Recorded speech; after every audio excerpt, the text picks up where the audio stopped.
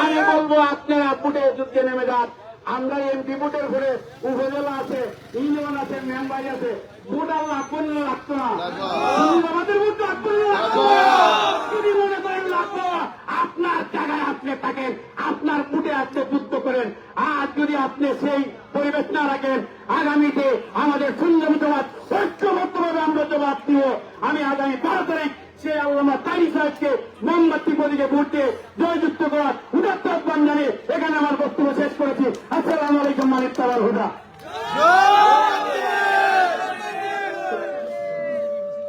সুন্দর বক্তব্য রাখার জন্য ধন্যবাদ জ্ঞাপন করছি। উপস্থিতি সর্বশেষ বক্তব্য রাখবেন আমাদের আজকের পথসভার যিনি প্রধান অতিথি পীর মুফতি গিয়াসউদ্দিন আত্তাহি সাহেব। এর আগে আপনাদের সামনে মূল্যবান বক্তব্য রাখবেন আজকের পথসভার মহতারাম সভাপতি মাওলানা মতিউর রহমান হেলালি সাহেব।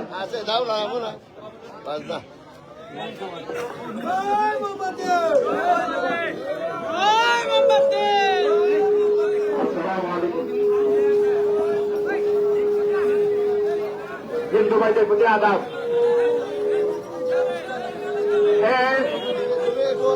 গাছবাসী মাদকপুরবাসী মোমবাতি নিয়ে তারাও সব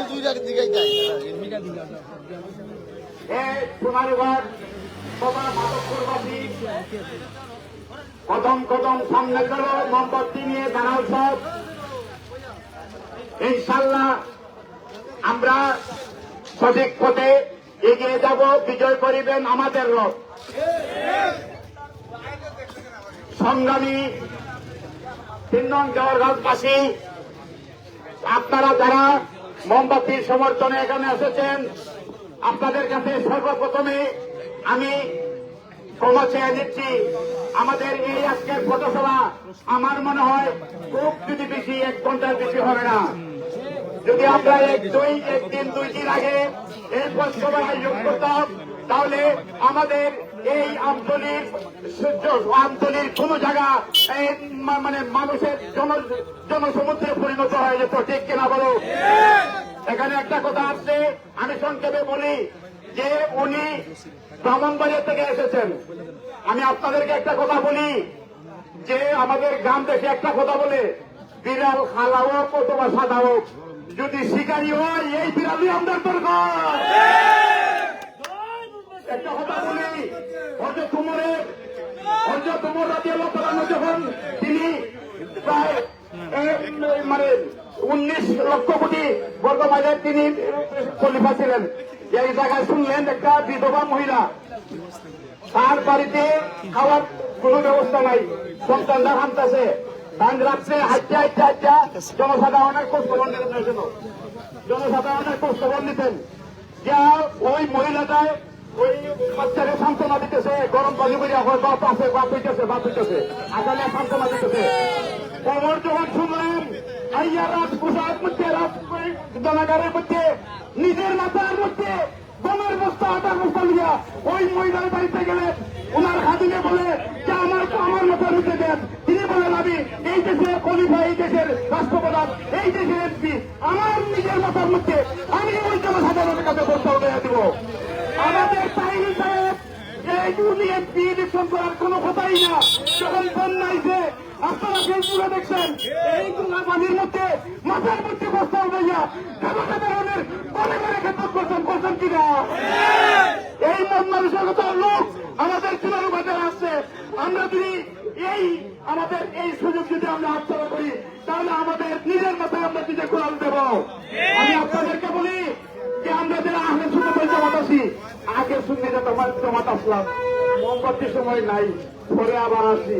সুন্নি জামাতিতে এই মানি পেপার মাঝখানে যাওয়ানো যায় না, মাঝখানে যায় না, এইটা একবারে কবর পর্যন্ত, আসর পর্যন্ত, আসরের ময়দান নদীজি পর্যন্ত সুন্নি জামাত।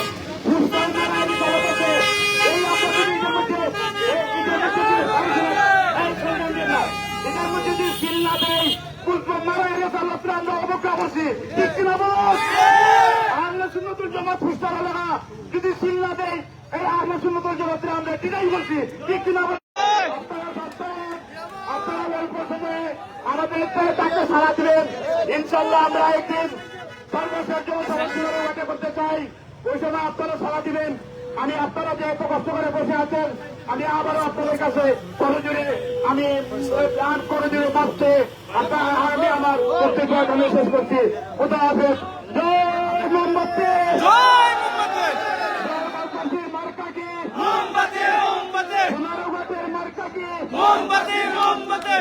শ্রমিকের মার্কাকে, সনাতন ধর্মীর মার্কাকে, মুসলিম জনতার মার্কাকে, তাহিরি সাহেব এগিয়ে চলো, আমরা আল্লাহ হাফেজ। আসসালামু আলাইকুম। মানিকতা ভালো। ধন্যবাদ।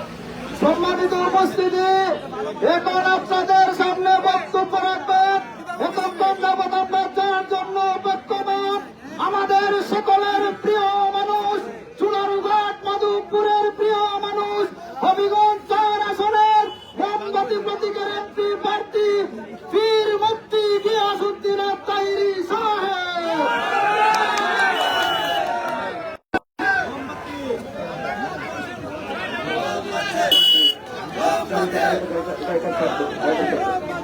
গাড়ি চাচ্ছেন, কাউকে আটকাবেন না, কাউকে আটকাবেন না, গাড়ি চাচ্ছেন। সবাই বসো। আসসালামু আলাইকুম ওয়া রাহমাতুল্লাহি ওয়া বারাকাতুহু। নাহমাদুহু ওয়া নুসাল্লি আলা রাসূলিল কারীম, আম্মা বাদ। এখানে অন্যান্য ধর্মের, সনাতন ধর্মের অনেক দাদারা এসেছেন, সকলকে আদাব জানাচ্ছি। প্রিয় ব্যবসায়ী বন্ধুরা, মাত্র কয়েক ঘন্টা নোটিশে কাকতালীয় ভাবে আজ আমতলী বাজার ব্যবসায়ীদের সকলের প্রতি সশ্রদ্ধ সালাম জানিয়ে আমি দায়িত্বহীন ভাবে দুই একটি কথা বলে বিদায় হয়ে যাব। আসন্ন ত্রয়োদশ জাতীয় সংসদ নির্বাচন, হবিগঞ্জ 4 সোনারঘাট মাধবপুর আসন থেকে মোমবাতি প্রতীকে নির্বাচন করছি। আমি এই বাজারে প্রত্যেকটা ব্যবসায়ীর সাথে দেখা করেছি। এই বাজারে এসে এক সাইডে বসে চা পান করেছি। আজকে হঠাৎ করে আমি বলেছি যে এখানে আমতলী বাজারে একটি পথসভা করা যায় কিনা। মাত্র কয়েক ঘন্টা নোটিশে আপনারা যেইভাবে স্বতঃস্ফূর্ত ভাবে এসেছেন, আপনাদেরকে অনেক ধন্যবাদ জানাচ্ছি। আমি আপনাদের খেদমতে আপনাদের কাছে আরজ করতে চাই, এই দেশটি সবার, এই দেশে কোনো বৈষম্য চলবে না, কোন জুলুম চলবে না, নির্যাতন চলবে না, চাঁদাবাজি চলবে না, অবৈধভাবে বালু উত্তোলন চলবে না, সিন্ডিকেট করে সিএনজি ব্যবসায়ীকে জ্বালা যন্ত্রণা করা যাবে না, এবং প্রত্যেকটা মানুষের অধিকারকে সুপ্রতিষ্ঠিত করতে হবে। চা শ্রমিকদের সাথে সবসময় যেভাবে প্রতারণা করা হয়, নির্বাচন আসলে যেভাবে জিলাপি খাওয়ায়, কম্বল দিয়ে যেভাবে তাদের সাথে মিষ্টি মধুর কথা বলে ভোট খানা আদায় করে গিয়ে শেষ পর্যন্ত তাদের কাছ থেকে যে এই যে দূরে চলে গিয়ে আর খোঁজখবর না নেওয়া, এই প্রতারণা চলবে না। চা শ্রমিকদেরকে নিয়ে স্থায়ীভাবে চিন্তা করতে হবে, তাদের কষ্ট চিরদিনের জন্য দূর করতে হবে, এবং তাদের শিক্ষার মান উন্নয়ন করতে হবে, এবং তাদের উপরে মামলা, হয়রানি, কোন ধরনের নির্যাতন চলবে না, এবং তাদেরকে শান্তিপ্রিয়ভাবে, স্বাধীনপ্রিয়ভাবে চলার সুযোগ দিতে হবে। সময় খুব অল্প, তাই কিছু কিছু কথা বলে দিয়ে যাচ্ছি। এই কথাগুলো আমার মুখের নয়, এই কথাগুলো আমার হৃদয়ের কথা। এই জন্য আপনারা যদি ইনশাআল্লাহ আসন্ন ত্রয়োদশ জাতীয় সংসদ নির্বাচনে মোমবাতি প্রতীকে আমাকে বিজয়ী করতে পারেন, যদি বিজয়ী করেন, আমি কথা দিয়ে যাচ্ছি, শিক্ষা, স্বাস্থ্য, চিকিৎসা, অবকাঠামো উন্নয়ন যা কিছু আছে আমার কাছে চাওয়া লাগবে না। আমি যদি দীর্ঘ 22 বছর এই সোনারঘাটে ওয়াজ মাহফিল করেছি, আপনারা বুকে হাত দিয়া বলুন, আমি কি কখনো সনাতন ধর্মের বিরুদ্ধে কথা বলেছি? আমি কি কখনো কারোর সঙ্গে জবানের খেলাপ করেছি? আমি কি কারোর সঙ্গে ওয়াদা ভঙ্গ করেছি? কাউকে কষ্ট দিয়ে কথা বলেছি? আমি কেন বলি নাই? একটা কারণ, যেহেতু আমি ইসলামকে এমন ভাবে ধারণ করি, আমার ইসলাম বলেছে ধর্ম, বর্ণ, দল, মত নির্বিশেষে সবার সাথে ভালো আচরণ করতে হবে, কারোর সঙ্গে প্রতারণা করা যাবে না, মিথ্যা আশ্বাস দেওয়া যাবে না। আশ্বাস দেওয়া মানুষগুলোর কাছে বারবার চা শ্রমিকরা এবং মেহনতি মানুষরা বিশ্বাস হারিয়েছে। আমি তাদের বিশ্বাস ফিরিয়ে দিতে চাই। আমি মাত্র এসেছি, মাত্র 1 মাস প্রচারণা করেছি, আমাকে সুন্নি জোট এখান থেকে নির্বাচন করা দিয়েছেন, আপনারা আমাকে গ্রহণ করেছেন। আর যদি গ্রহণ না করতেন, অল্প সময়ের ভিতরে ঘরে ঘরে ঘরে ঘরে মোমবাতির স্লোগান উঠে গেছে। কথা বলেন ঠিক কিনা? এটা অবশ্যই আপনাদের প্রতি আমি চিরকৃতজ্ঞ। আমি আপনাদেরকে অনুরোধ করে বলবো, আপনারা ভয় পাবেন না। আপনারা নির্বিঘ্নে 12 তারিখে সকাল সকাল গিয়ে মোমবাতি প্রতীকে আপনাদের ভোটাধিকার প্রয়োগ করবেন। আমি চাই এই দেশে নির্বাচন নিয়ে যে আকাঙ্ক্ষা সৃষ্টি হয়েছে, এই আকাঙ্ক্ষা রুটম্যাপ যেন কোন ষড়যন্ত্রকারীর কারণে ব্যাহত না হয়। কেন্দ্র যেন কেউ জোর জবরদস্তি না করে, রাতের বেলা বুট সাফাই আর সকালবেলা কাহিনী যেন না করে। আমি পরিষ্কার কথা বলতে চাই, নির্বাচন যার যার প্রচারণা করবেন। আমি বারবার নির্বাচন কমিশনকে বলেছি, লেভেল প্লেইং ফিল্ড যেন ঠিক রাখে। যদি লেভেল প্লেইং ফিল্ড ঠিক না রাখে, তাহলে অবশ্যই মানুষের আকাঙ্ক্ষা বিনষ্ট হবে। আর জনগণের আকাঙ্ক্ষা যে কর্ম এবং তার মাধ্যমে বিনষ্ট হবে, মনে রাখতে হবে জনগণ একদিন তার প্রতিবাদ করবে, তার বিরুদ্ধে রুখে দাঁড়াবে। ঠিক কিনা বলেন? সেই জন্য আমি বলবো, আপনার প্রচার আপনি করুন, আমার প্রচার আমি করি। উপরওয়ালা যাকে লিখে রেখেছেন সে এমপি হবে, যিনি লিখে রেখেছেন সে সমাজের প্রতিনিধিত্ব করবে।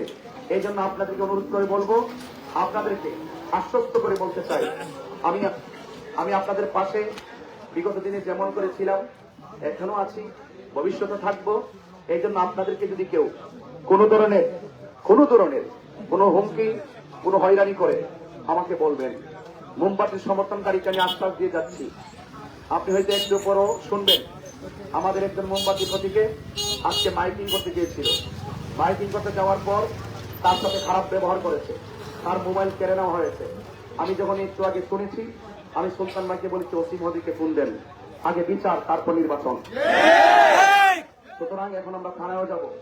আমি পরিষ্কার ভাষায় বলবো, প্রহসনমূলক নির্বাচন এই দেশে চলবে না, আধিপত্যবাদের কাহিনী এই দেশে চলবে না, লাল চোখ দেখিয়ে সাধারণ মানুষদেরকে হয়রানি চলবে না, মামলা বাণিজ্য এই দেশে চলবে না।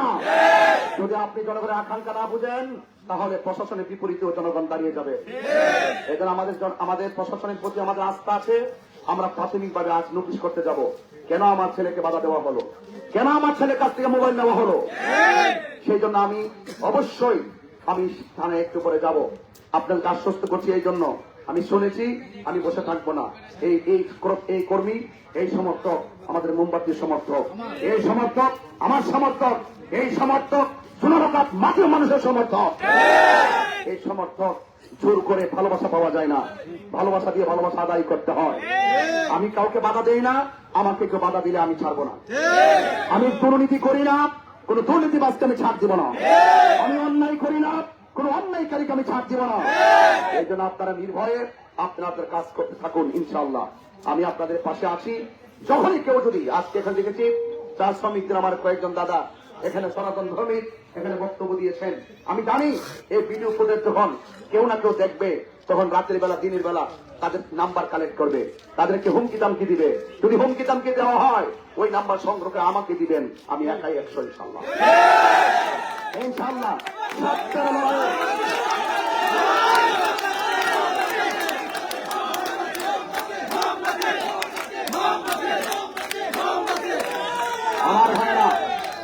আমার ভাইরা শেষ কালাম, শেষ কথা বলতে চাই।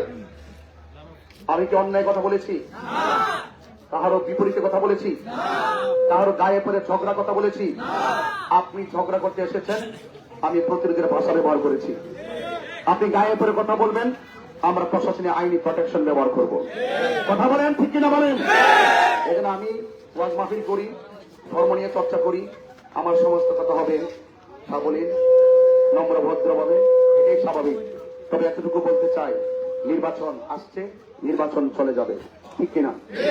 আমরা দেখি যারা ক্ষমতায় আসে তারা জোর করে দখল করার চেষ্টা করে, দখলবাজি বন্ধ হয়ে যাবে। আপনার কি একমত আছেন? একমত আছেন? দখলদারিত্ব আর চলবে না, দখলদারিত্ব আর। আপনাদের কি করতে হবে? আপনাদেরকে পাহারা দিতে হবে।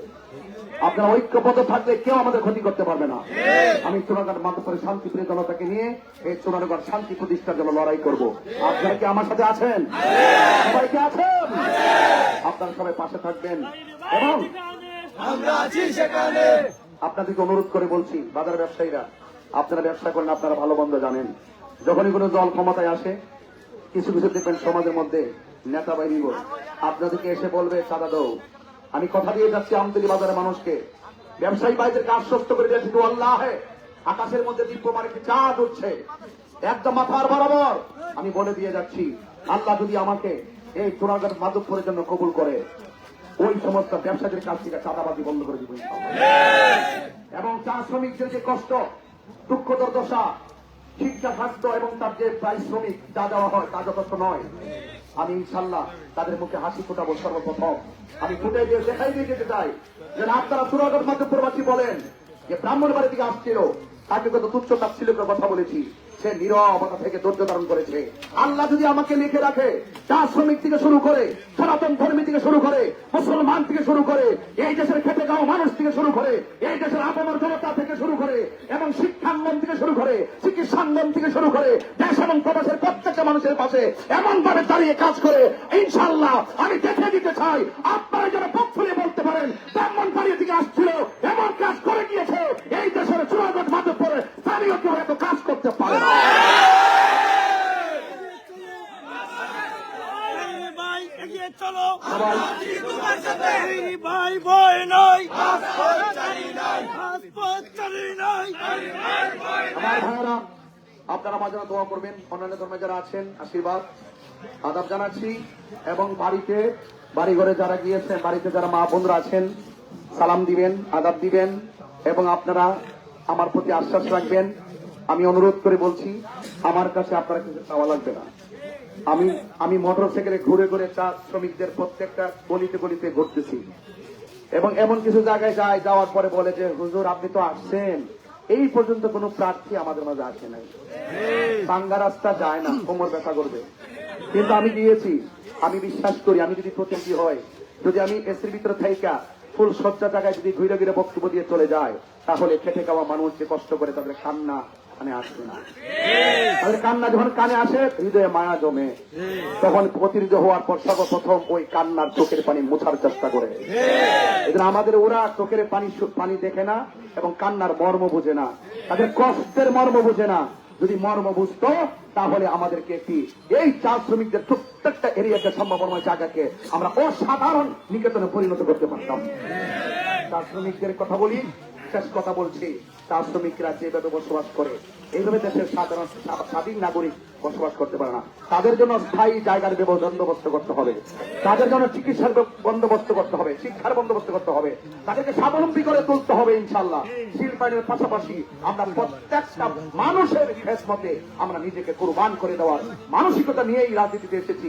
সবাই পাশে থাকবেন, সবাই আমার জন্য দোয়া করবেন এবং মোমবাতি মার্কে ভোট দিবেন। শেষ কথা, জয় হোক মেহনতি মানুষের, জয় হোক মোমবাতি প্রতীকের। আসসালামু আলাইকুম ওয়া রাহমাতুল্লাহি ওয়া বারাকাতুহু।